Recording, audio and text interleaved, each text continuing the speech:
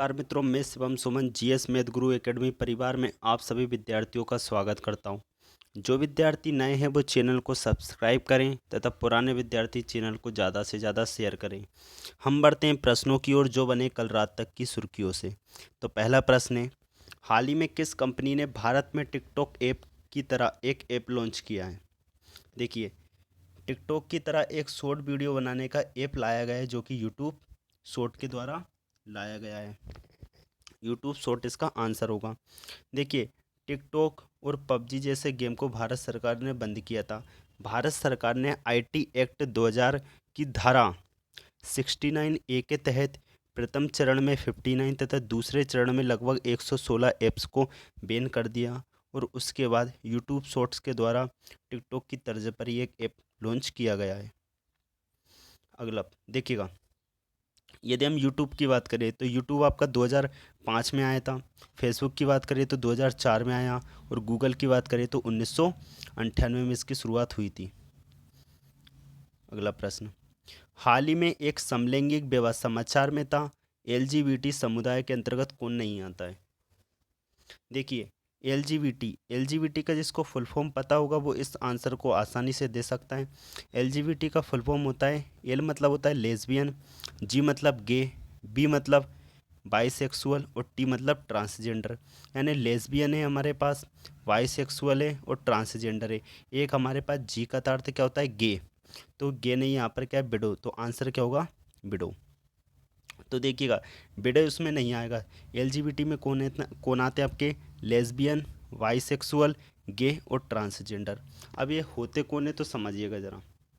देखिए, यदि महिला महिला संबंध बनाते हैं तो वो कहलाते हैं लेस्बियन। यदि पुरुष पुरुष सेक्सुअल संबंध बनाते हैं तो वो कहलाते हैं गे। यदि महिला महिला के साथ और पुरुष दोनों के साथ संबंध बनाती है तो वो बाइसेक्सुअल कहलाएगी। और पुरुष पुरुष के साथ और महिलाओं के साथ संबंध बनाते हैं तो भी वो बाइसेक्सुअल कहलाएंगे।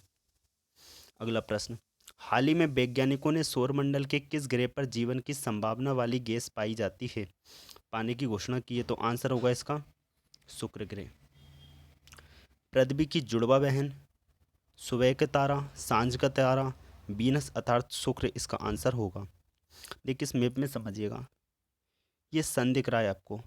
सन में यदि हम क्रम से देखेंगे, सूर्य के बाद क्या आता है आपका? ग्रह की यदि हम बात करेंगे, बुध आता है, बुध के बाद शुक्र, पृथ्वी, मंगल, बृहस्पति, शनि, अरुण, वरुण और ये छोटा सा आपको दिख रहा होगा कौन आएगा? ये प्लूटो अर्थात यम आ जाएगा। देखिएगा, सूर्य दिख रहा है, फिर आपको बुध दिखेगा, शुक्र, पृथ्वी, मंगल और इसके बाद आपका बृहस्पति, शनि, अरुण, वरुण और ये यम। ठीक है। अगला प्रश्न, हाल ही में 15 सितंबर को राष्ट्रीय अभियंता यानी इंजीनियर्स डे मनाया गया। ये दिवस किस महान व्यक्ति के जन्म दिवस पर मनाया जाता है? तो आंसर होगा ऑप्शन नंबर बी। देखिएगा, 15 सितंबर 1968 से लगातार इस दिवस को मनाया जाता है। ये व्यक्ति मैसूर कर्नाटक से बिलोंग करते हैं। 1955 में इनको भारत रत्न से भी सम्मानित किया गया। और ख़ास चीज़ ये है कि कृष्ण राज सागर बंध जो कि कावेरी नदी पर बना हुआ है कर्नाटक मांड्या में, वो इन्हीं के द्वारा बनाया गया और इन्हीं की उपलब्धताओं के कारण इन्हें इंजीनियर्स डे के रूप में मनाया जाता है। अगला प्रश्न, हाल ही में एशियाई विकास बैंक ने भारत के लिए कंट्री डायरेक्टर किसे नियुक्त किया है? एशियाई विकास बैंक का पूरा नाम है एशियन डेवलपमेंट बैंक। देखिएगा, इसका आंसर होगा आपका ऑप्शन नंबर बी, तकियो कोनिसी। एडीबी की बात करें तो 1966 में इसकी स्थापना हुई थी। 68 इसके मेंबर्स कंट्री हैं। फिलीपींस मनीला में इसका हेडक्वार्टर है। अध्यक्ष असाकावा हैं। अगला प्रश्न, हाल ही में दूरदर्शन ने अपना स्थापना दिवस मनाया। सार्वजनिक प्रशासक के तौर पर इसकी स्थापना कब हुई थी? तो इसने अपनी 61वीं वर्षगांठ मनाई है और इसकी स्थापना हुई थी 15 सितंबर 1959 में। दूरदर्शन की यदि हम बात करें तो दूरदर्शन की शुरुआत दिल्ली से होती है।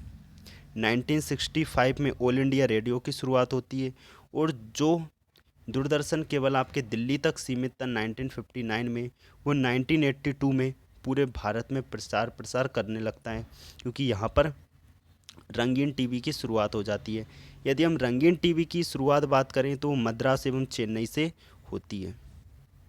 फिल्मों की बात करें तो प्रथम मूक फिल्म आपकी दादा साहेब फाल्के द्वारा निर्मित राजा हरिश्चंद्र थी, जो 1913 में आई। तथा प्रथम बोलती फिल्म की बात करें तो 1931 में आलम आरा आती है। अगला प्रश्न, बेंगलुरु रोज और कृष्णापुरम किस उत्पाद की किस्में हैं जिनके निर्यात पर सरकार द्वारा हाल ही में प्रतिबंध लगाया गया?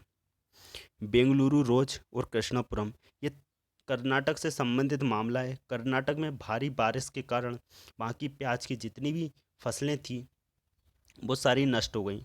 जब प्याज नहीं रहा तो प्याज के दाम धीरे धीरे बढ़ने लगे, और बढ़ने के कारण क्या हुआ कि ये दाम सीमित रहें, इनकी अधिक मांगे ना हो, इस कारण क्या किया गया, जो बाहर निर्यात जा रहा था उसको पूरी तरीके से बंद किया गया।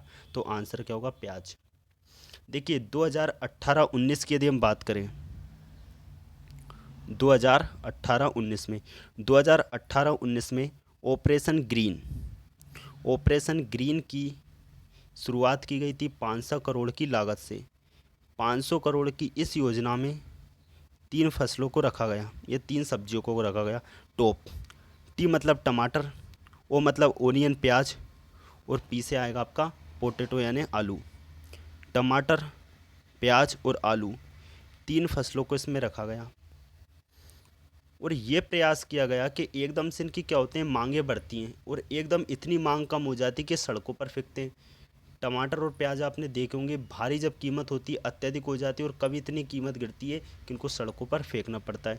तो इन्हीं चीज़ों को देखते हुए प्याज पर प्रतिबंध लगाया गया कि प्याज अन्य देशों में निर्यात नहीं किया जाएगा। अगला प्रश्न, हाल ही में माई लाइफ इन डिज़ाइन पुस्तक के लेखक कौन है? तो शाहरुख खान की पत्नी गौरी खान ने पुस्तक लिखी है। तो आंसर क्या होगा? Option number C. अगला प्रश्न, हाल ही में कैबिनेट की नियुक्ति समिति ने किसे वर्ल्ड बैंक के कार्यकारी निदेशक के रूप में नियुक्त किया? तो आंसर होगा राजेश खुल्लर को। वर्ल्ड बैंक की बात करें तो वर्ल्ड बैंक की स्थापना 1944 में होती है। वाशिंगटन डीसी में इसका हेडक्वार्टर है। डेविड मलपास अध्यक्ष है। अगला प्रश्न, हाल ही में कौन सा देश जिसने दूसरी बार देशव्यापी लॉकडाउन की घोषणा की है? तो आंसर होगा इसका इजराइल। इजराइल ने दूसरी बार देशव्यापी लॉकडाउन किया, यानी पूर्ण तरीके से दोबारा लॉकडाउन लगाया है। इजराइल की हम बात करें तो इजराइल आपका ये रहा है। इजराइल की राजधानी यरूशलेम है। प्रधानमंत्री बेंजामिन नेतन्याहू हैं। करेंसी यहाँ की न्यू शेकेल है। इजराइल का प्रश्न हमने कुछ समय पहले भी पढ़ा था। राष्ट्रपति डोनाल्ड ट्रंप को नोबेल प्राइज़ में शांति हेतु नॉमिनेट किया गया। कारण क्या था? इजराइल और यूएई के बीच शांति समझौता। इजराइल का शांति समझौता 4 देशों के साथ हुआ है, जॉर्डन, इजिप्ट, संयुक्त अरब अमीरात और बहरीन। अगला प्रश्न, हाल ही में टिकटॉक ने किस कंपनी को अपने अमेरिकी संचालन का तकनीकी साझेदार बनाया है? तो आंसर होगा इसका ऑप्शन नंबर ए, ओरेकल। देखिए माइक्रोसॉफ्ट भी काफ़ी प्रयास कर रहा था, लेकिन टिकटॉक ने माइक्रोसॉफ्ट को नहीं अपितु ओरेकल को चुना है। ओरेकल की स्थापना 1977 में होती है। हेडक्वार्टर इसके अमेरिका के कैलिफोर्निया में। धन्यवाद मित्रों, मिलते हैं कल।